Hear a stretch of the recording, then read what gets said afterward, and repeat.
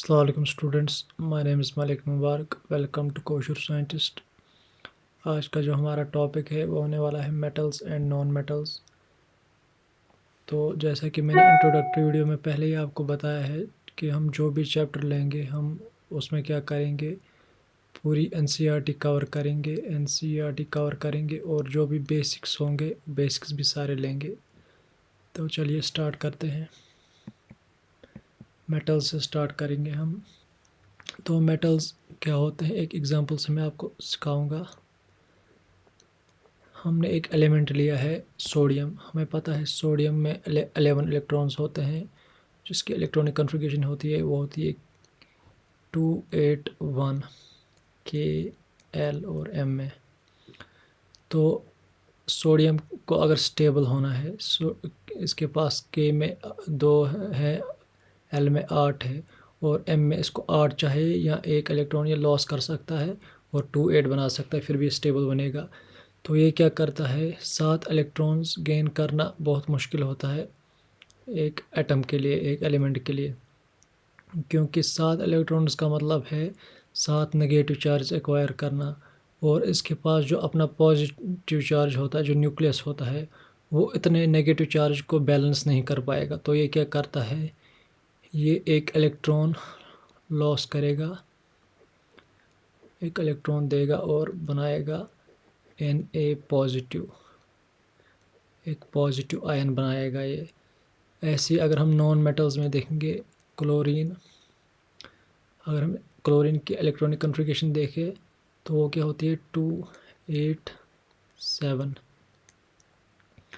तो अब 7 है इसमें, इसके पास भी 2 चॉइस है, यहाँ तो ये एक इलेक्ट्रॉन गेन करेगा या 7 इलेक्ट्रॉन लॉस करेगा। अगेन 7 इलेक्ट्रॉन इसमें क्या है, 7 इलेक्ट्रॉन इसमें लॉस करना उसके लिए बहुत ज़्यादा एनर्जी चाहिए होगी, और एक इलेक्ट्रॉन गेन करना उसमें बहुत कम एनर्जी चाहिए। तो क्लोरीन क्या करता है, क्लोरीन एक इलेक्ट्रॉन,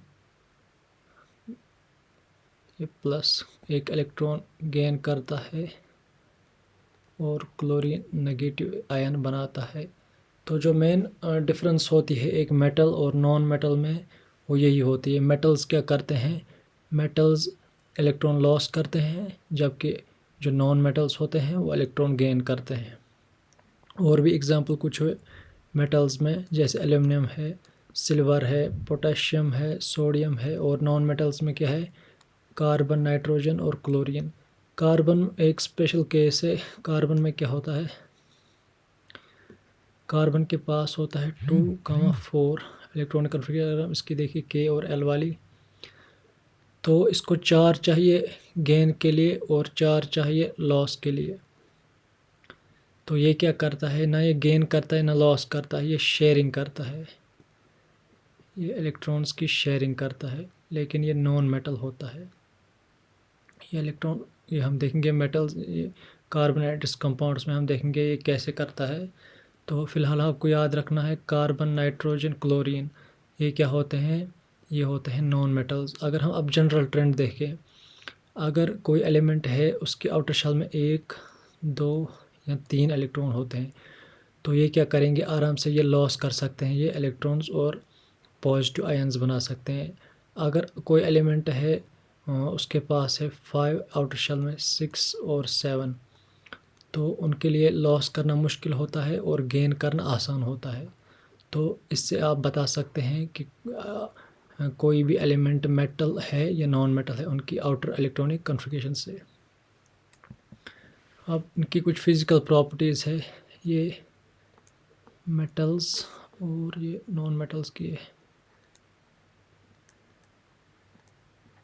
ये आपको पहले ही पता होंगे। तो पहले हम देखेंगे स्टेट। स्टेट क्या होती है कि सॉलिड है, गैस है या लिक्विड है, सॉलिड, गैस या लिक्विड, सॉलिड, गैस। तो मेटल्स क्या होते हैं, मेटल्स में हम एक पैकिंग जो होती है मेटल्स की वो बहुत ही क्लोज होती है, वो बहुत स्ट्रॉन्ग पैकिंग होती है। और लिक्विड्स में क्या, ये नॉन मेटल्स में क्या होता है, उतनी स्ट्रॉन्ग पैकिंग नहीं होती है। तो ये हम बचपन से पढ़ रहे हैं, अगर स्ट्रॉन्ग पैकिंग है तो क्या होगा, वो सॉलिड्स होंगे। अगर पैकिंग नहीं होगी तो क्या होंगे, वो लिक्विड्स होंगे और गैस होंगे, फ्लूइड्स होंगे। लेकिन इसमें एक एक्सेप्शन है, मतलब अगर हम नॉन मेटल्स अब देखेंगे, ये सॉलिड भी होते हैं, लिक्विड भी होते हैं, गैस भी होते हैं। सॉलिड कौन होता है? इसमें एक एलोट्रॉप होता है कार्बन का, जिसको हम डायमंड बोलते हैं। वो क्या नॉन मेटल का बना हुआ होता है, सिर्फ कार्बन्स का बना हुआ होता है, लेकिन उसमें जो पैकिंग होती है वो बहुत स्ट्रॉन्ग होती है। तो ये एक आपको याद रखना है। और मेटल्स में एक और एक्सेप्शन है, एक्सेप्शन नहीं है, इसकी एक्सप्लेनेशन होती है। मरक्यूरी है। मरक्यूरी क्या होता है? वो लिक्विड होता है। तो ये क्या करता है, जैसे हमने देखा मेटल्स की जो प्रॉपर्टी है वो इलेक्ट्रॉन लॉस करना है, लेकिन मरक्यूरी जो होता है वो इलेक्ट्रॉन लॉस नहीं करता है इजी तरीके से। तो इसकी वजह से क्या होता है, ये लिक्विड होता है रूम टेम्परेचर पे। दूसरी प्रॉपर्टी है कंडक्टिविटी, इलेक्ट्रिक कंडक्टिविटी। तो मेटल्स में है, हमने देखा तो मेटल्स क्या होते हैं, उसके पास फ्री इलेक्ट्रॉन्स होते हैं जो इलेक्ट्रॉन लॉस करते हैं। जो हमें पता है कि अगर फ्री इलेक्ट्रॉन्स होंगे तो गुड कंडक्टर ऑफ इलेक्ट्रिसिटी बन जाता है। अगर फ्री इलेक्ट्रॉन नहीं होगा कि वो इलेक्ट्रॉन लॉस नहीं कर सकता, तो वो क्या बैड कंडक्टर ऑफ इलेक्ट्रिसिटी हो जाता है।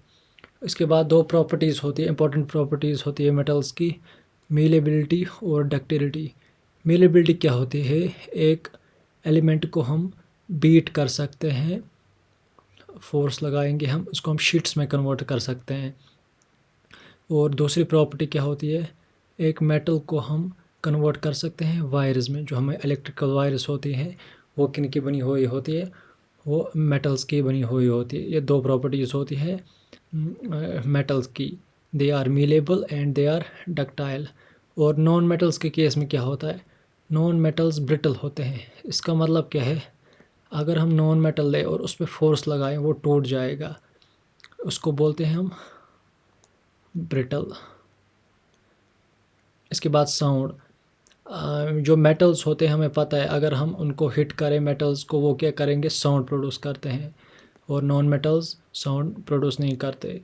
इसी को बोलते हैं सोनोरस। मेटल्स होते हैं सोनोरस, मतलब वो साउंड प्रोड्यूस करते हैं, और नॉन मेटल्स होते हैं वो नॉन सोनोरस होते हैं। इसके बाद डेंसिटी, जो हमने ऊपर देखी कि मेटल्स में जो पैकिंग होती है वो बहुत स्ट्रॉन्ग होती है।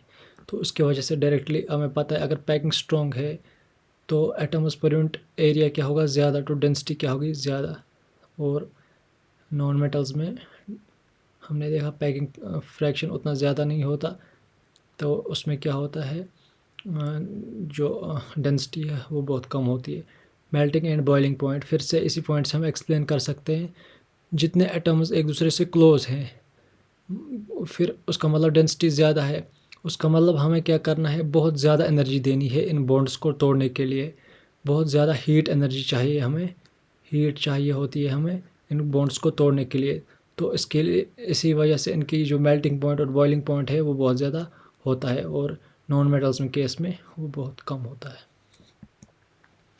इसके बाद केमिकल प्रॉपर्टी, पहली जो प्रॉपर्टी है वो रिएक्शन विथ एयर होता है, मतलब ऑक्सीजन के साथ रिएक्शन। मेटल्स क्या करते हैं? मेटल्स ये सिंपल रिएक्शन करते हैं। मेटल ऑक्सीजन के साथ रिएक्ट करता है और मेटेलिक ऑक्साइड बनाता है। सबसे कॉमन एग्जांपल जो हमें पता है, जो हम लैब में भी करते हैं, मैग्नीशियम। मैग्नीशियम को क्या हम करते हैं? हम बर्न करते हैं इन द प्रेजेंस ऑफ ऑक्सीजन। वो क्या बनाता है? वो बनाता है मैग्नीशियम ऑक्साइड। Magnesium oxide. और हमें यहाँ पे क्या मिलती है? हीट और लाइट मिलती है बहुत ज़्यादा, हीट प्लस लाइट। तो और भी एग्जांपल है, जैसे कॉपर ऑक्सीजन के साथ रिएक्ट करेगा, कॉपर ऑक्साइड बनाएगा। एल्युमिनियम ऑक्सीजन के साथ रिएक्ट करेगा, एल्युमिनियम ऑक्साइड बनाएगा। अगर आपको ये मतलब देखना है कि ये कैसे बन सकते हैं, 11th में आप आराम से देखेंगे, लेकिन आपने 9th में एक रूल पढ़ा होगा, जिगजैग रूल। तो जैसे मैग्नीशियम है, वो बेसिक कंपाउंड्स बताते हैं, बेसिक जो मॉलिक्यूल्स या कंपाउंड्स वो कैसे बनते हैं। मैग्नीशियम का जो वैलेंसी होती है वो 2 होता है, और ऑक्सीजन का भी 2 होता है। तो हम क्या करते हैं? क्रिस क्रॉस करते हैं, इसमें हम Mg2O2, ये 2 दोनों में है तो कैंसल आउट होके MgO देता है। ऐसे हम बाकी भी देख सकते हैं, जैसे एल्यूमिनियम है, एल्यूमिनियम प्लस ऑक्सीजन, इसकी वैलेंसी 3 होती है और इसकी वैलेंसी 2 होती है। तो क्रॉस अगर करें Al को 2 और O को 3 आएगा, तो हम ये बेसिक कंपाउंड्स बना सकते हैं। अब जो ये हमारे ऑक्साइड्स बन गए हैं, मैग्नीशियम ऑक्साइड, एल्यूमिनियम ऑक्साइड, इनका हम अगर नेचर देखें, ये होते हैं basic oxides. Basic oxides, basic oxide का मतलब क्या होता है, ये क्या करेंगे, रेड लिटमस को करेंगे कन्वर्ट ब्लू में, रेड लिटमस को करेंगे कन्वर्ट ब्लू में। लेकिन इसमें क्या होता है, जो ये सारी ऑक्साइड जो होते हैं सारे बेसिक्स नहीं होते हैं। जैसे हमारे पास एल्यूमिनियम के ऑक्साइड्स और जिंक के ऑक्साइड्स, वो क्या होते हैं, वो होते हैं एम्फोटेरिक। एम्फोटेरिक का मतलब क्या होता है, उनका जो बिहेवियर होता है वो बहुत एसिडिक होता है एज वेल एज बेसिक होता है। तो एम्फोटेरिक ऑक्साइड्स क्या करते हैं, एम्फोटेरिक ऑक्साइड्स करते हैं एसिड के साथ भी रिएक्शन और बेस के साथ भी रिएक्ट करते हैं ये। जैसे कि एक एग्जांपल हमने यहाँ पे दी है, एल्यूमिनियम ऑक्साइड क्या करता है, HCl जो कि एक एसिड है, स्ट्रॉन्ग एसिड, और बेस सोडियम हाइड्रोक्साइड, इनके साथ ये रिएक्ट करता है, एसिड के साथ भी और बेसिक के साथ भी। तो ऐसे ही ऑक्साइड्स जो एसिडिक कैरेक्टर और बेसिक कैरेक्टर बोथ पोजेस करें, उनको हम क्या बोलते हैं, एम्फोटेरिक ऑक्साइड्स। ये याद रखिएगा, ये एग्जाम में आता है। इसके बाद है रिएक्शन विथ वाटर। जो मेटलिक ऑक्साइड होते हैं वो वाटर के साथ रिएक्शन कैसे करते हैं। तो metal reacts with water to give metal, एक मेटल हाइड्रोक्साइड होता है यहाँ पे, हाइड्रोक्साइड, और प्लस क्या देते हैं, ये हाइड्रोजन गैस देते हैं। ये एक एग्जांपल से देखेंगे हम, जैसे यहाँ पे लिया है हमने सोडियम। सोडियम क्या होता है, Na प्लस और H2 के साथ रिएक्ट करेगा। जैसे हमने वहाँ पे जिगजैग किया, इसमें हम ऐसे आसान से कर सकते हैं।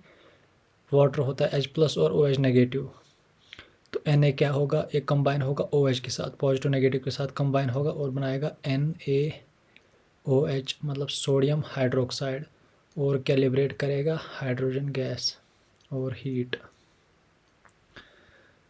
ऐसे ही हम देख सकते हैं कैल्शियम का भी। कैल्शियम क्या बनाता है, ड्यूरिंग द रिएक्शन Ca2+, तो ये वाटर के OH नेगेटिव के साथ कनेक्ट करेगा, तो इसके 2 मोल्स मिक्स होंगे, इसके 1 मोल के साथ बनाएंगे CaOH होल ट्वाइस, क्योंकि इसका चार्ज जो है वो 2+ है, तो इसके 2 मोल कंबाइन होंगे। तो ऐसे एल्यूमिनियम जो है, एल्यूमिनियम क्या होता है, 3+ बनाता है। तो जब ये वाटर के साथ रिएक्ट करेगा, OH नेगेटिव के 3 मोल इसके साथ कंबाइन होंगे, तो बनाएंगे एल्यूमिनियम हाइड्रोक्साइड, AlOH थ्राइस। ऐसे आप कोई भी जो रिएक्शन है इससे आप निकाल सकते हैं, उसको पॉजिटिव और नेगेटिव आयन में ब्रेक कर सकते हैं। इसमें एक नोट क्या है, जो सोडियम और पोटेशियम जो है, सोडियम और पोटेशियम जब ये वाटर के साथ रिएक्ट करते हैं, वो रिएक्शन जो होती है वो एक्सोथर्मिक होती है। एक्सोथर्मिक का मतलब क्या है, वो रिएक्शन जहाँ पे हीट इवॉल्व होगी, बहुत ज़्यादा हीट इवॉल्व होती है इस केस में।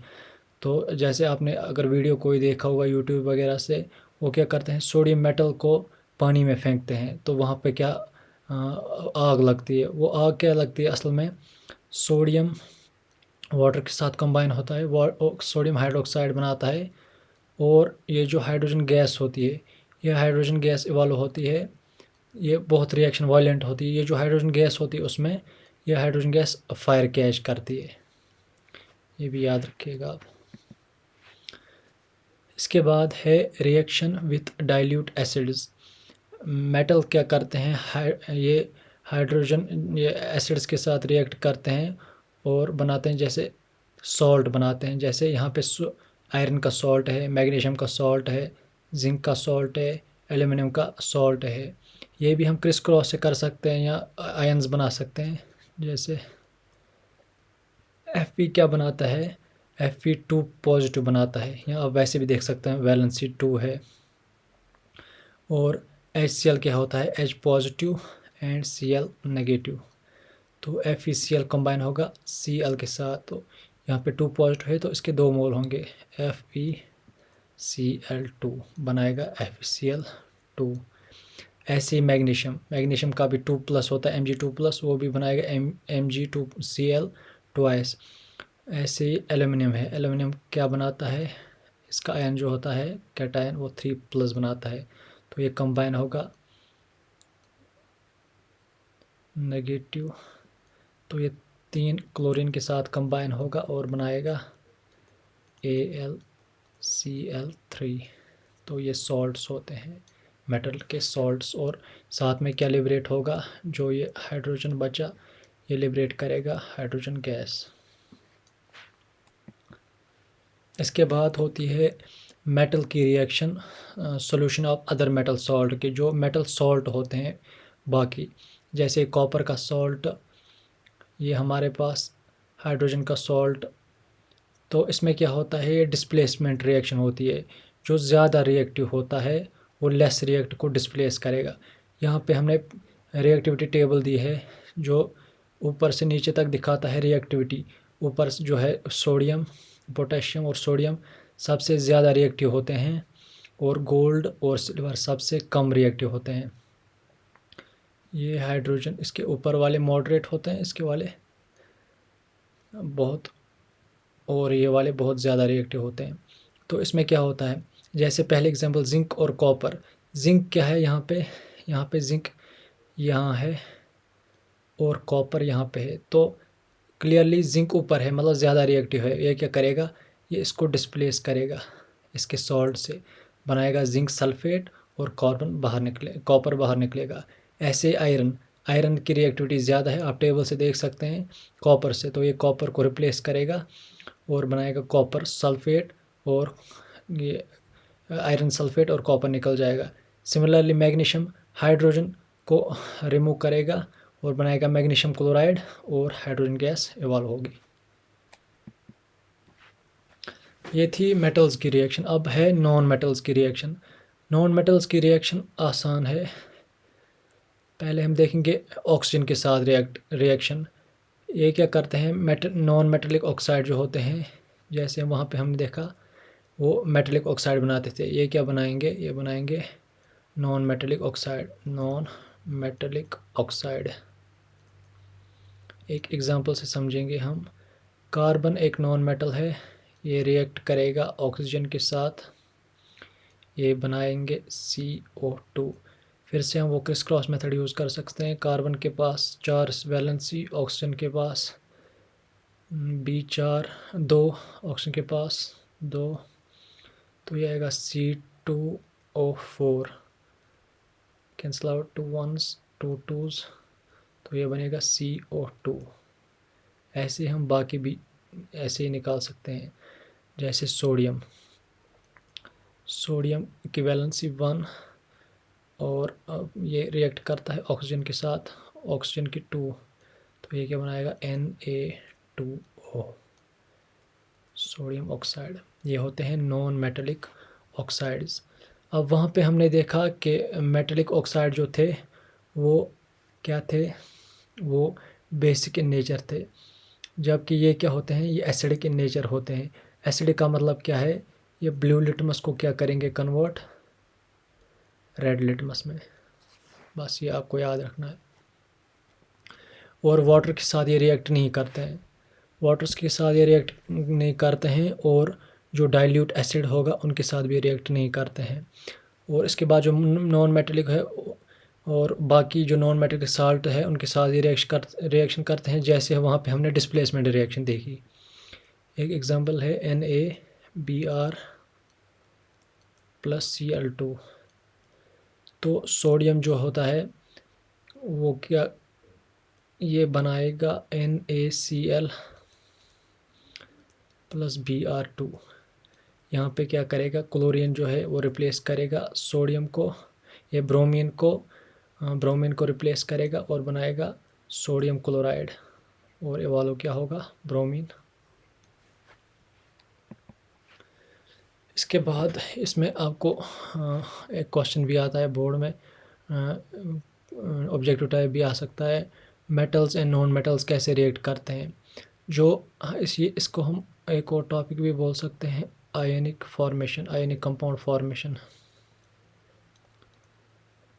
एक एग्जांपल देखेंगे, सोडियम, हमें क्या देखना है, मेटल और नॉन मेटल आपस में रिएक्शन कैसे करते हैं।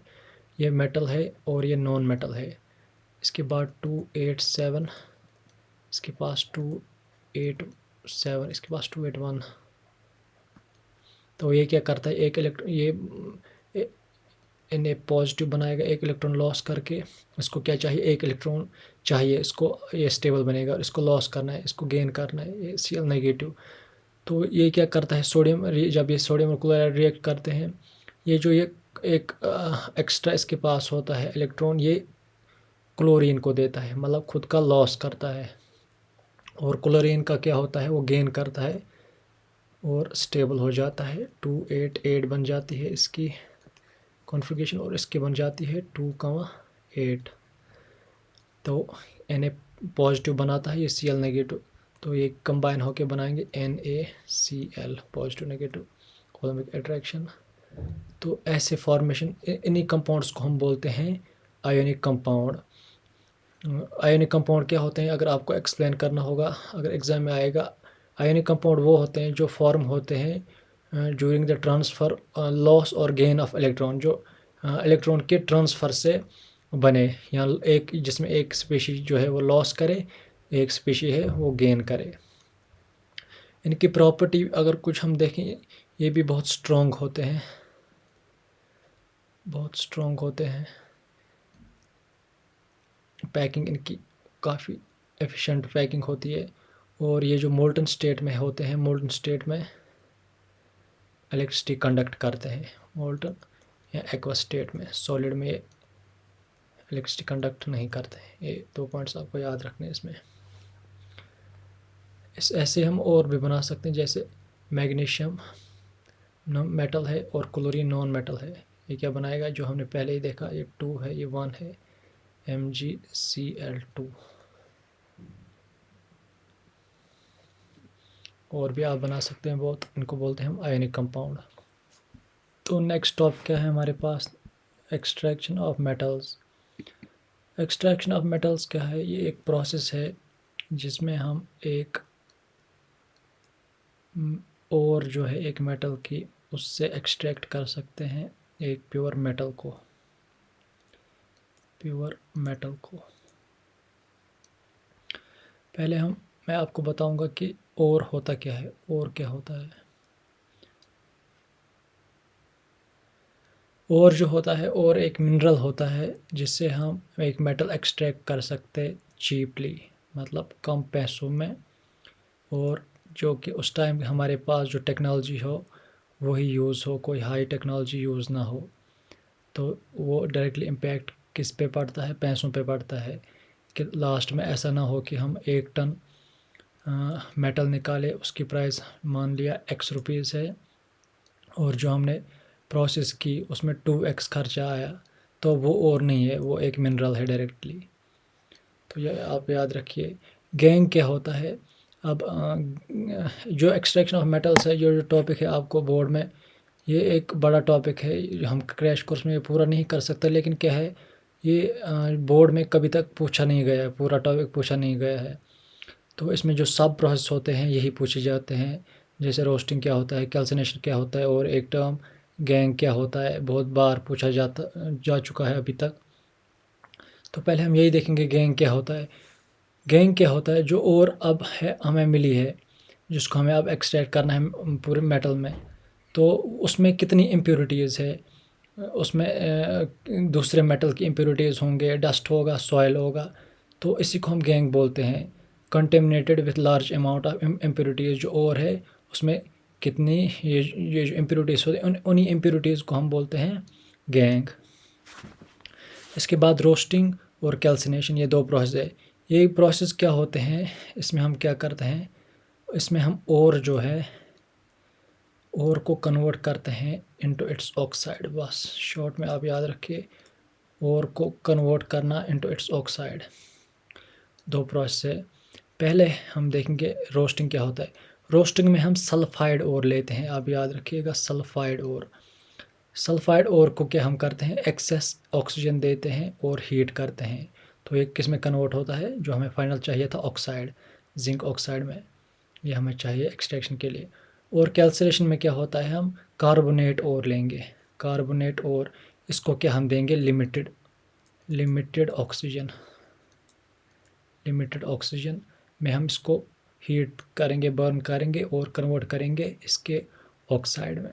बस वही मैंने लिखा है, the sulphide ore are converted into oxide ores oxides by heating strongly in the presence of excess air, in the presence, और इसमें क्या होता है, इन लिमिटेड एयर। तो ये आप देख लीजिएगा एग्जाम। इसके बाद जो टॉपिक है वो है इलेक्ट्रोलिटिक रिफाइनिंग। इलेक्ट्रोलिटिक रिफाइनिंग में क्या होता है, जो अब हमें मेटल जो है, जो हमने एक्सट्रैक्ट किया है, वो 100% प्योर नहीं होता, 100% प्योर नहीं होता वो, तो इस थोड़ी सी इम्प्योरिटी बच जाती है इसमें। तो इन्हीं इम्प्योरिटीज़ को निकालने के लिए एक प्रोसेस है हमारे पास, उसी को हम बोलते हैं इलेक्ट्रोलिटिक रिफाइनिंग। तो इसमें क्या होता है, जो हमें मेटल है जिसको हमें एक्सट्रैक्ट करना है, उस मेटल को हम क्या करते हैं, एनोड बनाते हैं। हमने एनोड बनाया मतलब नेगेटिव चार्ज, उसको हम नेगेटिव टर्मिनल के साथ जोड़ते हैं, और वहाँ से हम एग्जांपल, हमें कॉपर, जो हमने कॉपर ओर से निकाला मेटल, वो हमें एक्सट्रैक्ट करना है, रिफाइन करना है, तो हम एनोड बनाएंगे।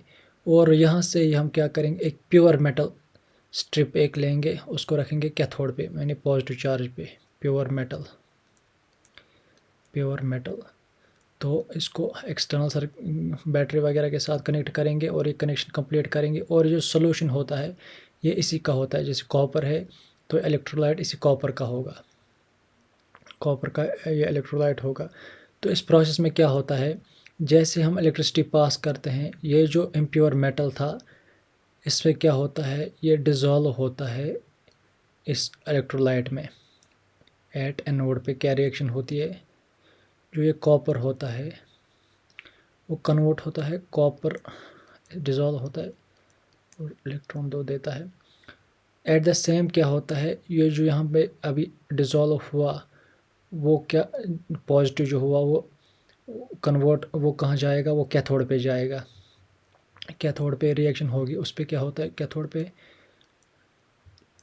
+2 इलेक्ट्रॉन्स, वो प्योर इलेक्ट्रॉन, ये जो मेटल है उसकी तरफ जाएगा और बनाएगा कॉपर, प्योर कॉपर। तो जो इम्प्योर था वो डिज़ोल्व होके इसमें जाएगा, और जो इम्प्योरिटीज़ होंगी अगर कोई है जो इसमें डिज़ोल्व होंगी, सॉल्यूशन में वो डिज़ोल्व होंगी, और जो डिज़ोल्व नहीं हो सकती वो क्या बन जाती हैं, यहाँ पे एज ए एनोड मड बन जाते हैं, वो एनोड मड। तो हम ये प्रोसेस एक बार पढ़ते हैं। Many metals such as copper, zinc, tin, nickel, silver and gold are refined electrolytically. In this process, the impure metal is made the anode and the thin strip of pure metal is made the cathode. A solution of the metal salt is used as an electrolyte. On passing the current through the electrolyte, the pure metal from the anode dissolves into the electrolyte, and equivalent amount of pure metal from the electrolyte is deposited on the cathode. The soluble impurities go into the solution, जो soluble होंगे, whereas the insoluble impurities settle down at the bottom of the anode and are known as anode mud. तो यही process है। इसके बाद corrosion, ये एक reaction होती है जो कि मेटल जो है, मेटल करता है ऑक्सीजन के साथ इन द प्रेजेंस ऑफ ह्यूमिडिटी, या बोल सकते हो वाटर मॉलिक्यूल्स वगैरह, अगर ह्यूमिड कंडीशन होगी उसमें हम बना सकते हैं। ये रिएक्शन होती है, ये एक असल में ऑक्साइड बनाता है, मेटल जो है मेटल कन्वर्ट होता है मेटलिक ऑक्साइड में, उससे क्या होता है मेटल की जो लेयर से धीरे धीरे वो ख़त्म होने मतलब कमज़ोर होता है, मेटल जो है वो कमज़ोर होता है। सबसे जो कॉमन एग्जांपल है इसमें रस्टिंग। रस्टिंग क्या होता है? रस्टिंग वो कोरोजन है जो मेटल को हो जाती है, ये आयरन को हो जाती है। आयरन जब ऑक्सीजन के साथ रिएक्ट करते हैं इन द प्रेजेंस ऑफ मॉइस्चर, वो बनाता है आयरन ऑक्साइड, उसी को हम बोलते हैं कोरोजन। और इस जब आयरन करेगा कोरोड होगा तो उसको हम बोलते हैं रस्टिंग। तो इसमें कुछ प्रिवेंशंस है। प्रिवेंशंस क्या है इसमें? हम इसको प्रिवेंट कैसे कर सकते हैं? हम क्या कर सकते हैं? पेंटिंग कर सकते हैं, जैसे हम गेट को करते हैं अपने घर में। जो गेट होते हैं, खिड़कियां वगैरह जो लोहे की बनी हुई होती है, उनको हम पेंट करते हैं। ऑयलिंग या ग्रीस और ऑयल का यूज़ कर सकते हैं, या गैल्वेनाइजेशन। गैल्वेनाइजेशन क्या होता है? गैल्वेनाइजेशन एक प्रोसेस होती है जिसमें हम एक मेटल जो है, मेटल को ऊपर से एक लेयर चढ़ाते हैं जिंक की, जिससे क्या वो मेटल जो है वो एक्सपोज नहीं होता है। आउटर जो इसका एनवायरनमेंट होता है, जो ऑक्सीजन होता है उस वो एक्सपोज नहीं होता है। जो ऊपर वाली जिंक वाली जो लेयर होती है वही एक्सपोज हो जाती है। तो ये भी एक मेथड है प्रिवेंशन का। In this method of protection steel and iron, steel और आयरन इसमें हम प्रोटेक्ट करते हैं from rusting by coating them with the thin layer of zinc. हम बर्तनों को भी करते हैं, तो ये आप याद रखिएगा। तो यही था हमारा चैप्टर यहाँ तक।